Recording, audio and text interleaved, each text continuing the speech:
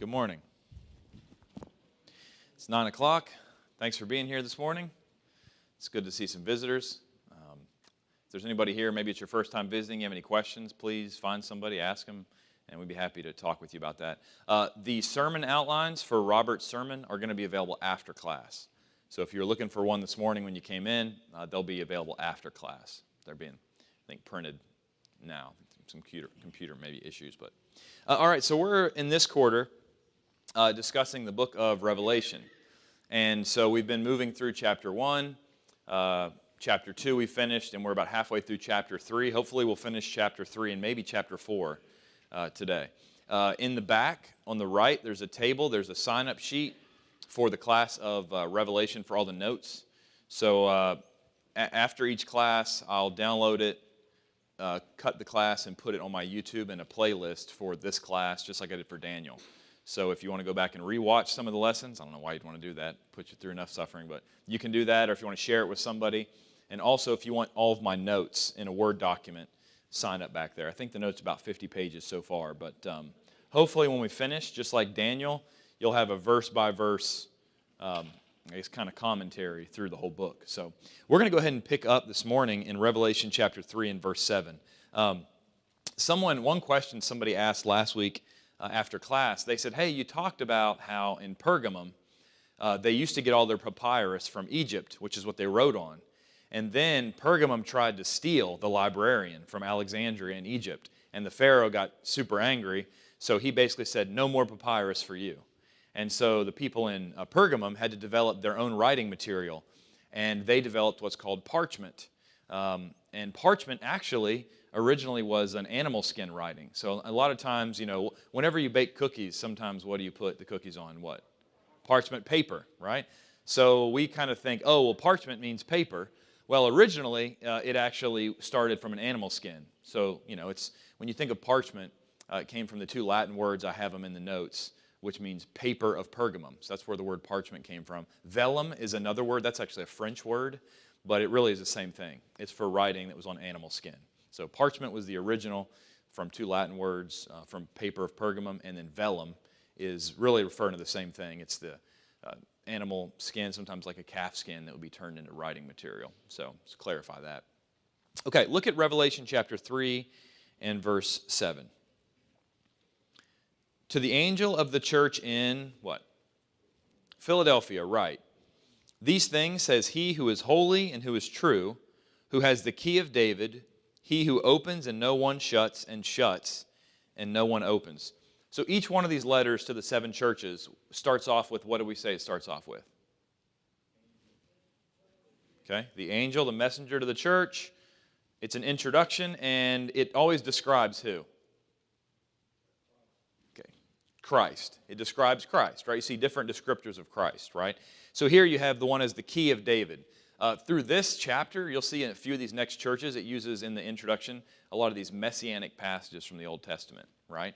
Which if you knew the Old Testament, you'd know this was referring to Christ, okay? And so Philadelphia was southeast of Sardis. It means what? City of brotherly love, okay? It actually got its name from a man named Attalus, who founded the city about 189 BC, and it was called the city of brotherly love because he had really a great love for his brother. So that's actually where it got the name from. This guy who founded the city really loved his brother a lot. So that's how it got its name, okay? It was sometimes called Little Athens. It was near a volcano, which destroyed this city in 17 AD, okay? Obviously, it was rebuilt because 17 AD is what? Way before the contents of the letter being written, okay? This whole area, actually, a lot of these cities were destroyed by earthquakes because they were all near a volcano, okay? So it had hot mineral springs that people would bathe in. It was very great because of being near the volcano for lots of agriculture. And because of this, they grew a lot of grapes in this area. And there's actually a temple to Bacchus, which is the Roman word, or Dionysius, which is the Greek. They were the gods of wine, right? Okay. And so they were worshipped in this city, and some of the ancient coins that have been discovered showed this, right? They showed these gods, okay? And so this is one of the background of this city. The key of David is from Isaiah 22:22, messianic reference, okay? What do keys represent? Remember, the book of Revelation is has a lot of symbols. Authority. That's exactly right. Power, authority. What are some other places you can think of symbolically that Jesus, during his ministry, talked about keys? Can anybody think of one? That's right. Matthew 16, talking to Peter. He told Peter, you are Peter, and I'll give you the keys to the kingdom, right? So keys represent authority. Okay, did Jesus give Peter literal keys? No. But in Acts chapter 2, when the apostles stood up to preach, Peter being the one Acts 2 records, what did he figuratively do? Open the way to the kingdom. He took those keys and opened the way into the church. Okay, so keys are used figuratively throughout the Bible as the symbol of authority. Okay, so this really has the idea that Christ has the key to all things. We talked a little bit earlier in chapter 2 about how he had the keys to death and Hades, right? It's like a story, I forget which preacher I heard tell it, but he talked about how he got to go on death row once, and he got to walk down the corridor and actually sit in the electric chair that a man had been executed in however many years ago. But you know what he said? He said he wasn't scared because he was with the warden, right, who had the keys. He was with the person who was in charge of it. So that's kind of the idea that you see with when Christ has the keys, right? The key of David or the keys to death and Hades. How afraid should you be of those things if you're with the guy who controls them all, right? Okay. Look at verse 8. So this is the first thing he addresses to this church in Philadelphia. I know your works. See, I've set before you an open door, and no one can shut it, for you have a little strength, and have kept my word, and have not denied my name. What do you think it means when he says, I set before you an open door? Okay, think free choice. Way into heaven. Let's look up some passages. If you're at home, you have your Bible, you can grab your Bible and read along. Somebody look up 1 Corinthians chapter 16 and verse 9. Someone else look up Colossians chapter 4 and verse 3.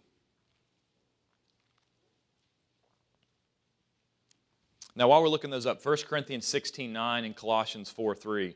This city historically was really a border city with some of the Mysia, Lydia, Phrygia, some of the regions that you'll read about in the New Testament letters going to. Okay, and it was really a major highway that led from the west, which who's in control at this time?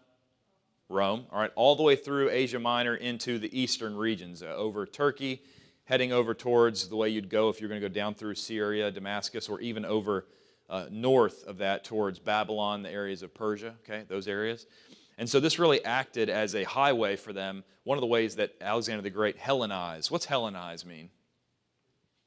Greek, yeah, to make people more like Greek, right? To Hellenize their culture is to make it Greek.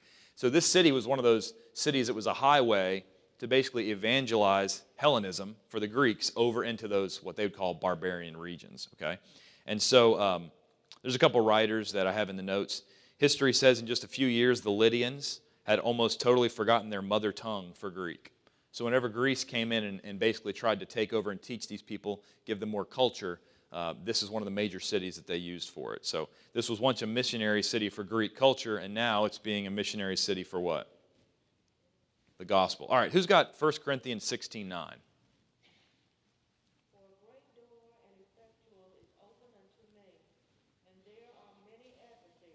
So Paul reads in 1 Corinthians chapter 16 and verse 9, a great and effective door has opened to me, and there are many adversaries. What do you think he means he's got a great and effective door?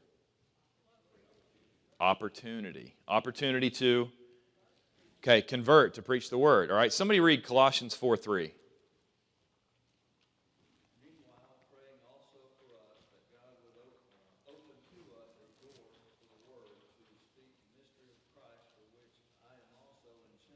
Okay, thank you. So he says, pray that God would open a door to us for the word to speak the mystery of Christ.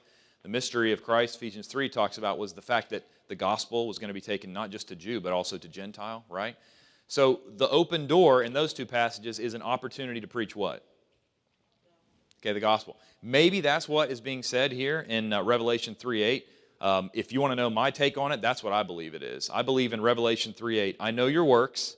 It says, I know the things that you've been doing. I've set before you an open door that no one can shut it.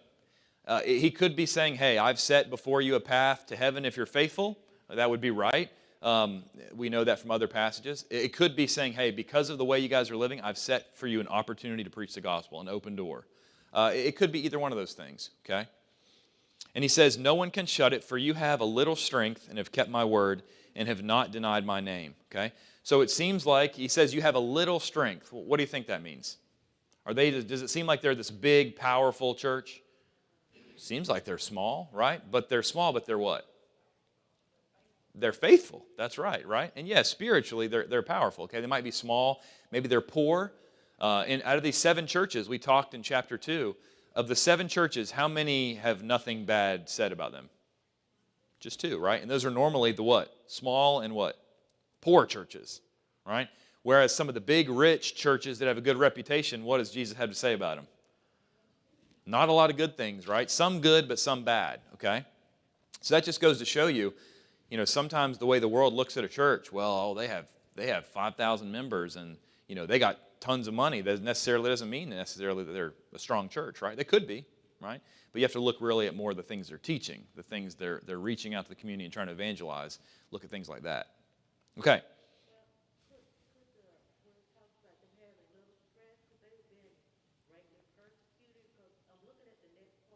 Mm-hmm.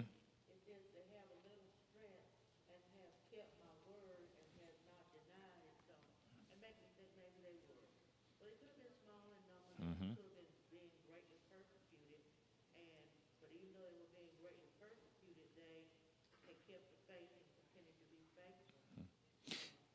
Yeah, so the comment was, could the comment about a little strength mean that they are being persecuted? And absolutely, like you said, look at the very next verse, verse 9.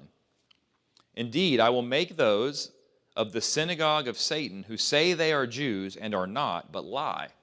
Indeed, I will make them come and worship before your feet and to know that I have loved you, right? So he said you have a little strength. Could it be saying, hey, you guys are being persecuted, hold on? Yeah, absolutely it could mean that, right?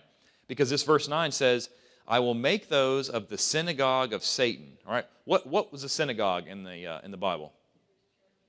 Okay, the Jewish, I think the words actually mean to sit together, right? So they would sit together and they would learn, okay, about the Torah, right? They would learn about the Old Testament. And so it says the synagogue of Satan, all right? What do you think that might be? It says, who say they are what? Jews and are not. What do you think that might mean? Okay. That's a good point. Yeah, she said maybe there are people who are born physically Jews, but the way they're living, they're not God's people. That's exactly what I think it is. Somebody look up Romans chapter 2, verse 28 and 29. Romans chapter 2. Someone else look up Galatians 6:16, I believe it is. Galatians 6:16. So who's got Romans 2, 28 and 29? Go ahead and read that.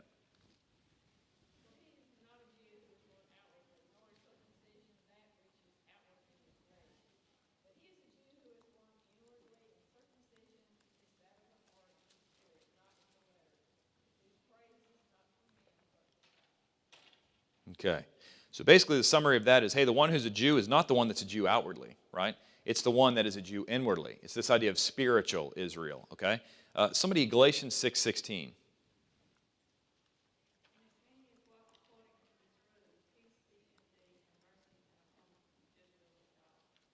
So it says, peace be upon the Israel of God. Galatians is written to who? Christians of Jew and what? Gentile descent, right? In the Old Testament, God's chosen people, his covenant nation, was physical Israel, okay?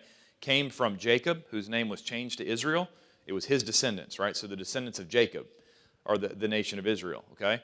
In the New Testament, Ephesians and other places say that the mystery that God had for all time, from before the foundation of the world, is that Jew and Gentile will be brought into the church. So what it seems like you have here in Philadelphia is you have a church made up of Jew and Gentile who are being persecuted by likely physical Israel, people who are descended from Israel, right? Descended from Jacob, okay? And they say that they're Jews, but they're what? In God's eyes, they're what? They're not. It's like when John the Baptist, the people came to John the Baptist and said, we're the children of Abraham. He said, God could raise up children of Abraham from these stones, right? When they came to Jesus in John 8 and they said, we're the children of Abraham. And what does he say? No, you're not. You're the children of your father, the devil, because you live that way, right? So that's likely, I believe, clearly what it's saying in verse 9. The synagogue of Satan. Those are people who are physical Jews that are persecuting, and they say that they're the synagogue of God. And he's saying, no, you're not. The way that you're living, the things you're doing to the church, you're actually worshiping or serving the devil, okay? Who say they are Jews and are not. Indeed, I will make them come and worship before your feet and to know that I have loved you, all right? That last part reminds me a lot of the book of 2 Thessalonians, okay? If you go through the book of 2 Thessalonians, specifically chapter 1, you can look at that. There's this idea where I wrote a sermon the other day just because I started thinking about this and started typing it out. But it's the idea that popular Jesus is really not normally what biblical Jesus is. In 2 Thessalonians chapter 1, you have the church that's being what? Persecuted. And God says, I'm going to do what? I'm going to come and take care of it, right? He says, I write to give you strength, right? You're being persecuted, 2 Thessalonians 1. God's going to come and handle that. He's going to take care of it. I think that's really what the last part of this verse is saying. I will make them come and worship before your feet. Is the book of Revelation literal a lot or highly figurative? Highly figurative. I personally don't think this means that those Jews were going to come and bow down before the Christians' feet and worship them, because what were Christians supposed to do if somebody tries to worship us anyway? No. Yeah, later in the book of Revelation, John bows down at the foot of an angel in chapter 19, verse 10, and he says, get up, I'm a man, right? The angel says, don't worship me, right? So I think this is figuratively saying, look, the people who are persecuting you, who's going to take care of them? God's going to take care of them, okay? Yeah. I mean, essentially, on Judgment Day, the people who have been faithful to God, even if persecuted, are going to be vindicated, right? That's right. That's right. Those who have been unfaithful to God will receive their punishment. That's right.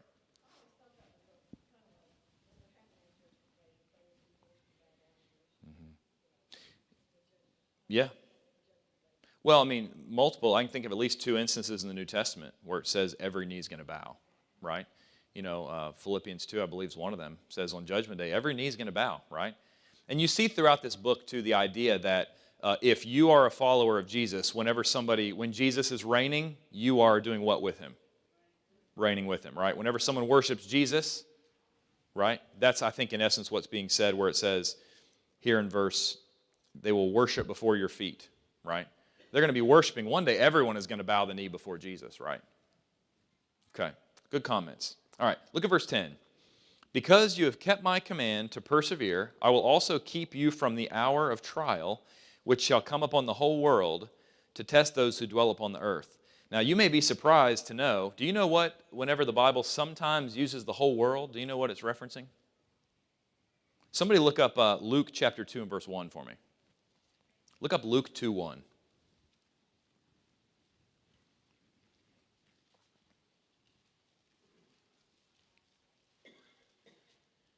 Luke 2:1 says this.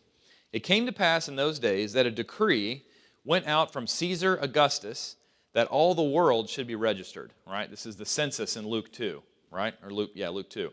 So the emperor of Rome says, hey, we're going to register the whole world. Do you think that means he sent somebody across to North America and registered everybody? Sometimes the word world is used in reference to what? The Roman Empire. At that time, what's the world to those people over there? The Roman Empire, right? So some people think, hey, this reference here may be to the Roman Empire, all right? So look at this. Let's read verse 10 again. Because you've kept my command to persevere, I will keep you from the hour of trial which shall come upon the whole world. If that's referencing the Roman Empire, it would make sense, because the persecution, the beast in Revelation, which we'll develop as we go, is the nation of who?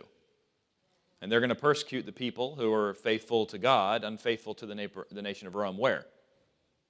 In their empire, right? The empire that they control, right? To test those who dwell on the earth, all right? You'll see that a lot of times in the Bible where the whole world seems to refer to the nation of Rome, okay? Other places it could refer to the whole what? The whole world, right? There's something, it's called semantic range, which is really a fancy way to say that certain words have more than one meaning, right? We understand that in English, don't we? I use this one. If I said that I had a ball, what's it mean?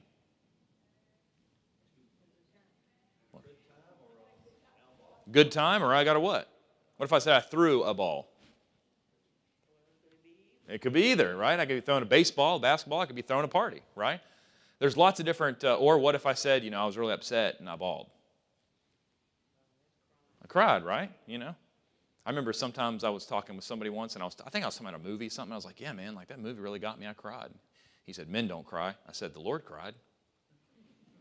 Quieted him up pretty quick, right? So words have different meanings. They have semantic range, okay? So when you see those words, you have to think, okay, what's the context? What's it being used here, okay? So it says, I'll keep you from the hour of trial, all right? This is from, I want to read you an excerpt from one of the books I referenced at the beginning. J.T. Marlin, it's The Seven Churches of Asia. Man, it's an awesome book, especially for the first 3 chapters. He went in maybe the 60s or 70s. He went to all of these locations, these sites, which are like in modern-day Turkey. He went to their libraries. He spoke to local people. He surveyed the architecture, the ruins, and just wrote a fantastic book about all of the different things. And he was there. I mean, he was right there when he wrote it. This is what he wrote. He said, history records that Philadelphia, that's what we're discussing, escaped in a way that no other city of Asia Minor did the persecutions heaped upon it by Trajan. Trajan was an emperor that later came. Domitian, Nero, this isn't in order. Nero persecuted Christians, a couple in between him, Domitian, couple, and then Trajan was like 114. So he's 20 years after Domitian, I believe. And he also persecuted. But it said that this Philadelphia escaped the persecution heaped upon the region by Trajan, and the reason assigned by historians and philosophers is that the Emperor Trajan, as bloody and evil as he was, had an unnatural fear of earthquakes. It would not go near the city himself or allow his troops to go, right? You can go look this up if you want, but historians have wrote Trajan hated earthquakes, and he was terrified of them. And so because of that, he wouldn't go near the city, which was near a what? Volcano, okay, right? That's possibly what it means. Maybe it means something else. As we go through the book, I said I'm going to know every single symbol, right? And if you don't agree with me, you're wrong. Is that what I said? No, I said, look, even in the Brotherhood, some of the guys who I consider way smarter than me that I've read so much of their stuff, they disagree on a lot of things, right? They don't normally disagree on the major things, but they'll disagree on maybe what this symbol means, okay? Okay, yes?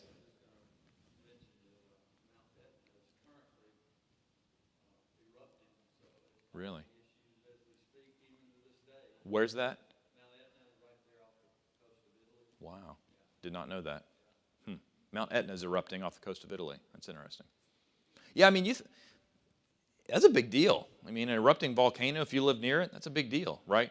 Earthquakes, okay? And so sometimes, I mean, we're in Mississippi. How many earthquakes have we had to experience? I just moved here a couple years ago, and everybody keeps telling me we're on a fault line, all right? But I don't have earthquake insurance, so I'm hoping that nothing happens. I don't think I do. All right. Look at verse 11. Behold, I'm coming quickly. Hold fast to what you have, that no one may take your crown. Okay? So what negative does it seem like he had to say about this church? Nothing. He didn't say anything negative about this church, right? Okay. I'm coming quickly. Hold fast. Be faithful. Don't let anybody take that crown of life. Revelation 2:10, be faithful unto death, and you'll receive a crown of life. Right. Look at verse 12. He who overcomes, I will make him a pillar in the temple of my God. He shall go out no more. I will write on him the name of my God and the name of the city of my God, the New Jerusalem, which comes down out of heaven from my God, and I will write on him a new name. All right, so let's look at this section by section. The first part, if you overcome, right, if you're faithful, this is a promise at the end of each letter. If you do this, if you are faithful, you're going to receive a reward, right? We've already seen a lot of this is figurative language, right? Let's look at this one. I will make him a pillar in the temple of my God. Literal or figurative? Somebody look up, I'll just tell it to you. Revelation 21:22, later in the book, listen to this. But I saw, it's talking about the New Jerusalem, right? But I saw no temple in it. For the Lord God Almighty and the Lamb are its temple. So Revelation 21:22, later discussing this New Jerusalem, it's a vision, says there's not a what in it? There's not a temple. So when you look here in verse 12, I'll make him a pillar in the temple. What does that tell you? It's obviously got to be. It's figurative language, yeah. I mean, for eternity, is anybody looking forward to this? No, it's not literal language. It's not saying you're literally going to be a temple for eternity, a pillar in this temple, right? And we'll get to the historical context of it. He shall go out no more. Some people think about, well, maybe they didn't have to flee the city, right? Maybe this is going to be a place of safety and security. You don't have to go out because of wars or because of a earthquake or a volcano, right? Maybe that's what it's saying.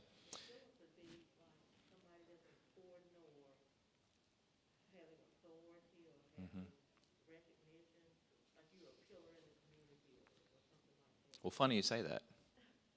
So no, that's a good point. She said maybe it means that they're like a pillar in the community. All right, well, let me read you this. So the section where it says, I'll make him a pillar in the temple, or if you keep going, he'll go out no more, I will write on him the name of my God and the name of the city of my God, the New Jerusalem.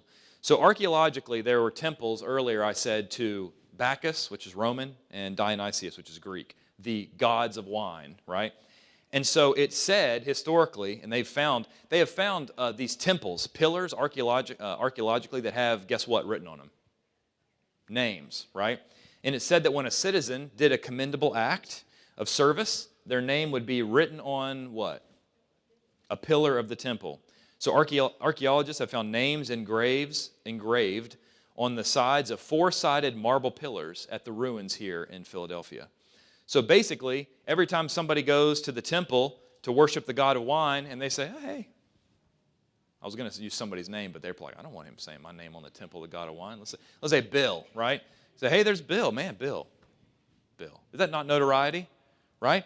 So he's saying, just like in your city, you know of what happens with these temples to these pagan gods. When you do something good or you're somehow lifted up as a position of pride and honor in your city, your name is what? Chiseled on that pillar, right? God says, in the same way, I'm going to do that, but your pillar's not going to be to the god of wine. It's going to be where? In the temple in heaven, right? The New Jerusalem, right? Figurative language. Yes? That's right. You're exactly right. He says, in the name of the city of my God, the New Jerusalem, which comes down out of heaven from my God, I will write on him my new name, okay? In the Bible, was being given a new name, was that a cool thing? Right?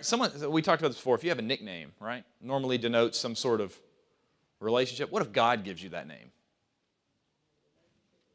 Pretty cool, right?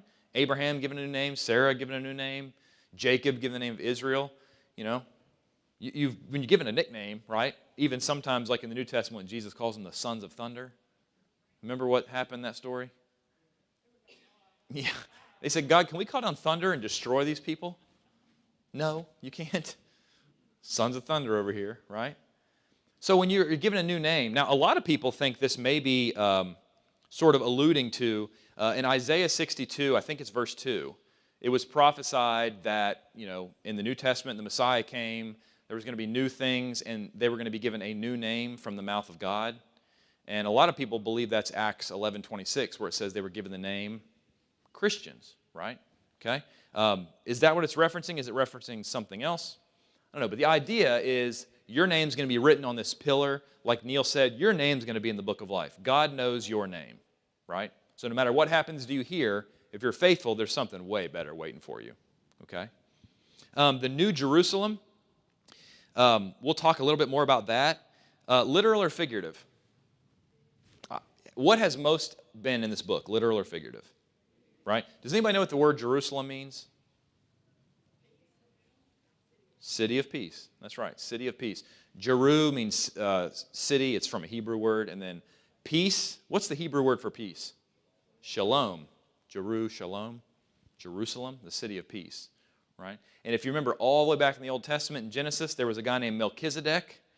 Right? Yeah, he was the prince of Salem. He was the prince of the city of Salem.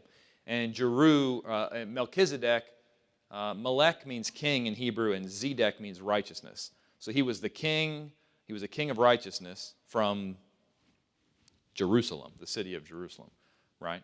So a lot of these names have meanings. So when you hear the word Jerusalem, don't just think, oh, it's talking about a brand new, Jerusalem there in a mountain, right?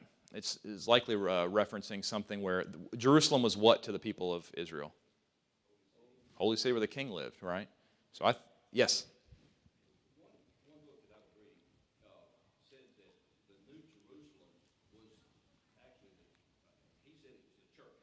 Okay?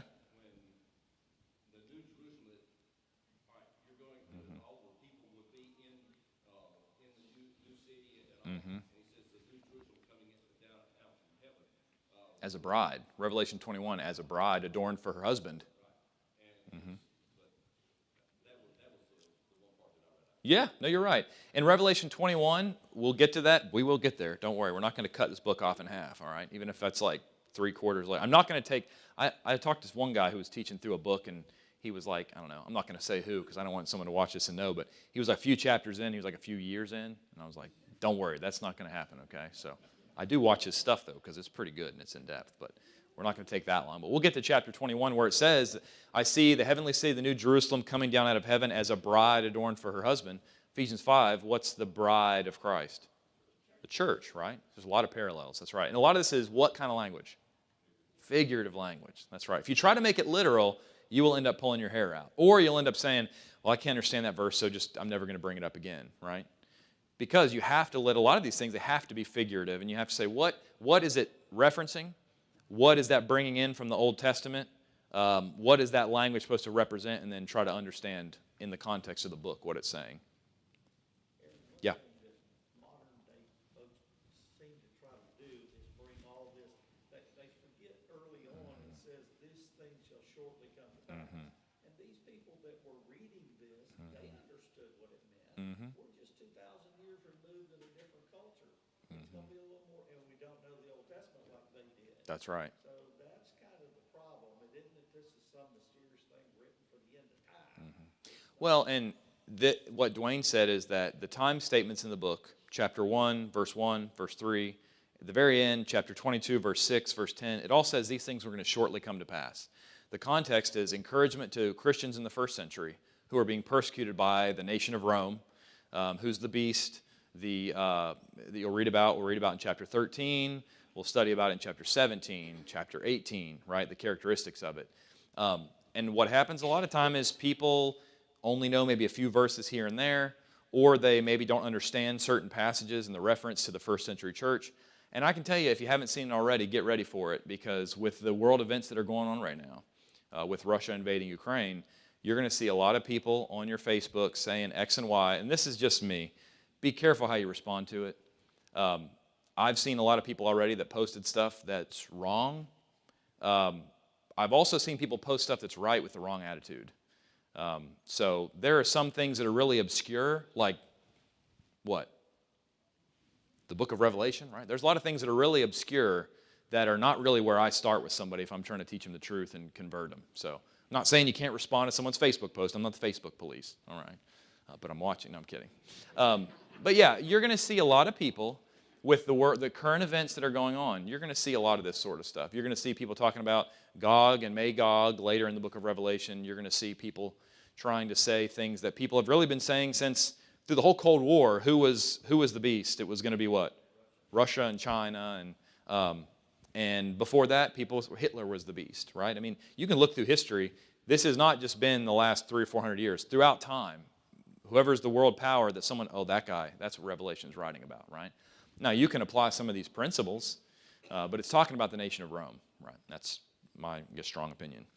Okay, all of these promises are things that the people would have known the significance behind. They would have known what it meant to have your name on the pillar of a temple, right? To be given a new name, all right? All good promises.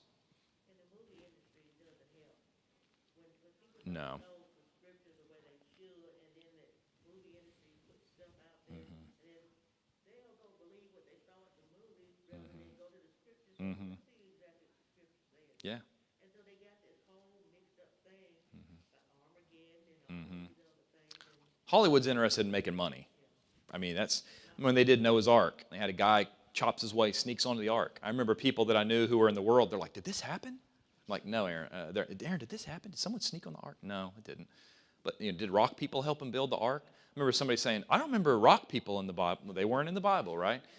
Hollywood's concerned with making money, right? So don't expect them to depict Christians accurately anyway, right? Because a lot of I watch movies and I'll see they're talking about a Christian and he's doing these crazy things, and they're like, and then I meet somebody and they're like, you're a Christian? I'm like, yeah. I'm like, do you do this? I'm like, no. Do you believe this? No. Why not? Well, it's not in the Bible. right? But that's what you'd expect from people in Hollywood making movies that don't read the Bible, you know? Okay, verse 13. He who has an ear, let him hear what the Spirit says to the churches. All right, Revelation 3:14. To the angel of the church of the Laodiceans write, these things says the Amen, the faithful and true witness. The word witness is another word for what? It's the Greek word martus, martyr, right? So witness, martyr, okay? The beginning of the creation of God. So this is the church of the what? Laodiceans. I said something last week that later I realized. Sometimes, you say something and it makes sense to you because you're the one that's trying to put the thought out. You remember when we studied Daniel? In Daniel chapter 11, you had Antiochus who ruled Syria, and he married a woman named Laodice, right? And he was married to her and liked her until the king of Egypt said, hey, I got a younger, prettier wife that I want you to marry so our nations can have peace, right? And you remember what he did to his wife Laodice? He divorced her, married the younger one from Egypt, right? Well, that wife, Laodice, he divorced. This is who, this city. He named this city after her. That's the origins of this city, right? Now, if you remember in Daniel, do you remember what Laodice did? Ended up killing her. Bernice she died and killed her son. And then Bernice's brother came up and killed her and killed. So it's like, you want some daytime drama, just read the history of the Old Testament, okay? We covered that in the book of Daniel. So this is a very wealthy city. They were very wealthy materially. I've got some facts that are in the notes. An earthquake destroyed the city in 60 to 61 AD. And they were so wealthy, Tacitus, he's a Greek historian, he said they were so wealthy, they said, nah, Rome, we don't need your money. A lot of these other cities were destroyed in earthquakes, and they said, what? Yeah, we can use the help. Laodicea said, we don't need your money. We're rich enough, right? Their position was at the intersection of 3 imperial trade roads, which favored its development as a commercial and administrative center. In Roman times, it became the wealthiest city in Phrygia. That's the region it was in, okay? It was founded by Antiochus II, named for his wife, Laodice, prior to their divorce. We talked about Daniel 11:6. This was like, I've tried to think, I would compare it to the modern-day New York City, at least. Here's why. It was the finance and banking center. It's like modern-day Wall Street, okay? There were so many Jews there, and the temple tax, the money that the Jews would send to the temple, was so much money that in 62 BC, the governor put an embargo on the tax being exported to the temple in Jerusalem. 62 BC, so it's 60 years before Jesus. They had so much money coming out of this one city just to the Jews that the government said, we've got to get our hands on this, right? Get a part of this, okay? This was also the fashion center. This is first century fashion week at Laodicea, okay? They were known for their production of real soft black wool. You'll see that Jesus is going to use that when he describes the city. They were also, health resort city, okay? Sarcastically, with their lukewarm springs, okay? They had a medical school here that specialized in eye medicine. They produced an eye salve, okay? And so let's go ahead and look at this letter. One small thing, it says the beginning of the creation of God, all right? Tell me if you all can think of a way this passage is misused. Jesus was the beginning of the creation of God. He was created. This is a passage that people, sometimes the word Aryan is used, not like the Hitler-type Aryan, but the idea that they believe Jesus was a created being, okay? The problem with that is that's not what this word means, right? So the word, I have it in the notes, the Greek word, if you want to go look it up. I won't spend too much time on it, but it means the originating cause of, or the first cause, okay? So if you apply it the proper way, then Jesus was the what? He was the cause of creation, which lines up with John 1:1-3, right? Colossians 1:16, that Jesus was eternal and that he was in the beginning doing what? Creating, right? And then he comes to this world, John 1, that he created and they do what to him? Reject him. And he doesn't wipe us out. I don't know how that's, obviously he doesn't have the mind of a man, Like if I built some G.I. Joes, right? If I was that talented, molded them out of plastic, and then I gave them life and I wanted them to worship me and they just, who's this guy? What do you think I would do? I will melt you back down and make something else, right? But God was patient enough with us, he sent his son to die, okay? It's pretty amazing. Look at verse 15. I know your works, that you are neither what? Hot nor cold. I wish that you were cold or hot. This is the only church that God had nothing what to say about? Good. Nothing good, okay? Hot or cold. What do you think? Why do you think God would rather have you be hot or ice cold?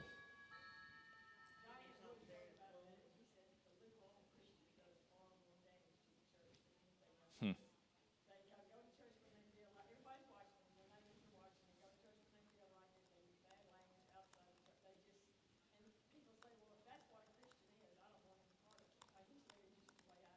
I think that is exactly what it means. For those of you who couldn't hear what Linda said, she said Guy and Wood said that the lukewarm Christian can do way more damage. She said it way more eloquently, but I've got the mic, so. That it can do way more damage. I mean, because he said, think about it. If your neighbor knows you and they see you living this awful life, or you're mean to your wife or whatever, and they see you and you say, oh yeah, I'm a Christian, you want to come to church with me, right? What are a lot of them going to be thinking? I don't want to go to church where you go, right?